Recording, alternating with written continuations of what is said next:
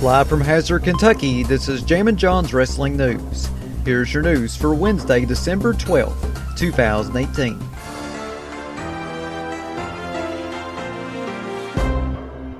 The USADA released a statement to ESPN.com regarding a technical glitch in drug testing data for Brock Lesnar on the organization's website.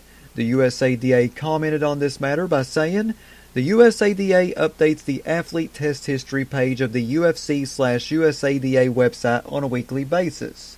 During an update on the week of October 15th, we experienced a technical issue that resulted in the information on the page being displayed incorrectly. The correct test history for the athlete is one test that week, not two. The issue has been fixed, and the testing numbers on the website are all accurate. We are still investigating the specific technical issue that led to the error."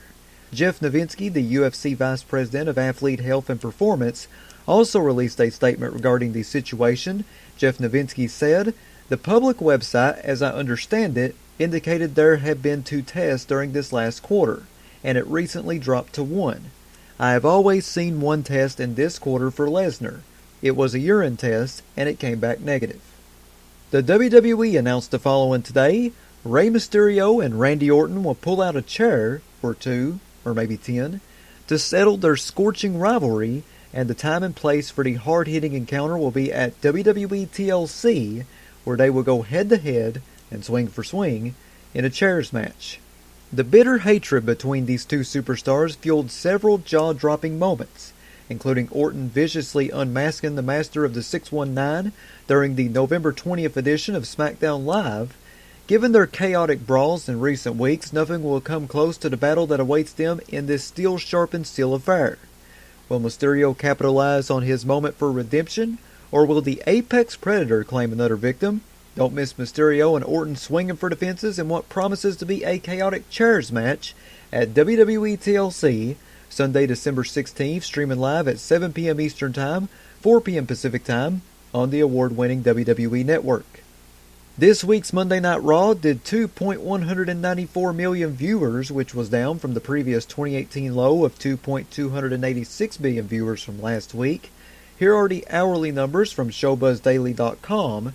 Hour number 1, 2.347 million viewers. Hour number 2, 2.186 million viewers. And hour number 3, 2.48 million viewers. Former WWE writer Jimmy Jacobs wrote the following regarding recent criticism that WWE Raw has gotten. It all started when Bryan Alvarez tweeted on Twitter, "This is embarrassing," to which Jimmy Jacobs replied back to Bryan Alvarez by saying, "Writing a 3-hour wrestling show every single week is effing hard." Shortly after that, Kristen Beeler replied back to Jimmy Jacobs by saying, "People like to complain and act like they could do better. However, I'm sure if they were given a chance to show how easy it is, they would have no clue where to start." To which Jimmy Jacobs replied back, "Everybody is allowed to their opinion. I take zero offense to it, but one of the first things I learned writing is that it's easy to point out the problems. The job is to come up with solutions." 90s music star Vanilla Ice reacted to the rap battle segment from last night's SmackDown Live by tweeting, "This is so bad it's awesome. I love it." It was definitely an amazing moment, no doubt, right up there with Kane and Daniel Bryan rapping. As previously noted, Twitter account at WrestleVotes reported that there was talk of The Rock winning the Royal Rumble and doing a match at WrestleMania 35. Now, Dave Meltzer of F4WOnline.com shot down the rumor by saying, "This didn't sound believable, but I checked. Not true at all." Now, WrestleVotes responded to Meltzer with the following tweet on Twitter: "Seems like Dave Meltzer is refuting my tweet about Rock in the Rumble. That's fair. But in wrestling, plans change all the time. To say a trusted source didn't give me this information is dumb. As anyone can tell, my sources are usually pretty good, so I believe them still." Becky Lynch and Corey Graves engaged in a heated exchange on Twitter today. Becky addressed Graves' recent commentary, and Graves responded to Becky. It all started when Becky Lynch tweeted on Twitter a photo of herself and wrote underneath the photo, "So Graves has been saying I'm too cocky, and I talk too much on social media. Like that's a bad thing. I drum up more interest in one tweet than you do with 5 hours of your Heenan Light routine every week. Listen, I'm here to make history. You're just here to observe me do it. Now, Corey Graves fired back by saying, I'll admit it, it's tough to go full Heenan when the boss is actually paying attention to your work. You'll realize that someday. And also, he took a shot at Becky Lynch's Twitter name. Of course, Becky Lynch's Twitter name is The Man. Corey Graves changed his name to The Woman. So, a lot of shade being thrown between these two, and I'm loving it. Mauro Ranallo released the following statement regarding his battle with depression on Instagram. Mauro Ranallo said, "Depression is the most debilitating thing I've ever experienced. At its worst, I feel like a prisoner in my own mind, as it keeps telling me I'm never going to be released from the shackles of hopelessness and despair." Now, I want to send good vibes and well wishes out to Mauro Ranallo. Hopefully he's doing alright. Depression is a very, very horrible thing. I battled with it many times, man, and it can really keep you down if you let it. So, Mauro, I really hope you're doing okay, man. And once again, good vibes, well wishes, and prayers out to him. Dakota Kai reportedly suffered an injury during a recent NXT live event in Green Bay, Wisconsin.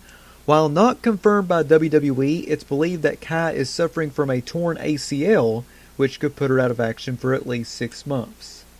And finally, here on Jammin' John's Wrestling News, former WWE star Bubba Ray Dudley wrote the following on Twitter in regards to how close the Bully Ray character came to debuting on WWE television. Bully Ray tweeted on Twitter, "As I've stated in the past, we came close. Real close. 48 hours away close. It was supposed to happen on the night we said goodbye on Raw. Oh well, their loss. And I am having a blast destroying young boys at Ring of Honor. Check out Final Battle this Friday on pay-per-view or Honor Club."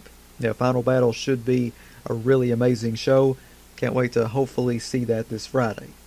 That is your news for Wednesday, December 12th, 2018. Check back here tomorrow for another Jammin' John's Wrestling News Flash Briefing on Amazon Alexa devices, Spotify, YouTube, Stitcher, and now officially, I can say it, Apple iTunes. That's right, the big daddy itself, iTunes. Jammin' John's Wrestling News is on that.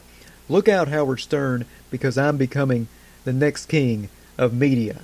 Amazon Alexa, Spotify, YouTube, Stitcher, and now iTunes. Taking over the world, baby, with Jammin' John's Wrestling News. Go download JJWN from the Apple iTunes podcast app on your Apple iPhone. Go do that. And while you're doing that, follow me on Twitter at John Caldwell, JONCOLWELL. Also follow me on Instagram, the Jammin' John. If you'd like to sponsor Jammin' John's Wrestling News or your wrestling promotion, wanting to get your next big event out, you can email me, jzcaldwell@gmail.com. That's JZCOLWELL@gmail.com. Big shout out to Ryan Hurdle and Tony Nelson for subscribing to my Patreon. You too can subscribe to me by going to patreon.com/JamminJohn. I have free packages on there ranging from free to $7. Not a whole lot of money. I would really appreciate it if you supported me a little bit financially. Once again, that's patreon.com/JamminJohn. This is Jammin' John saying thanks, goodbye, and I'll see you tomorrow.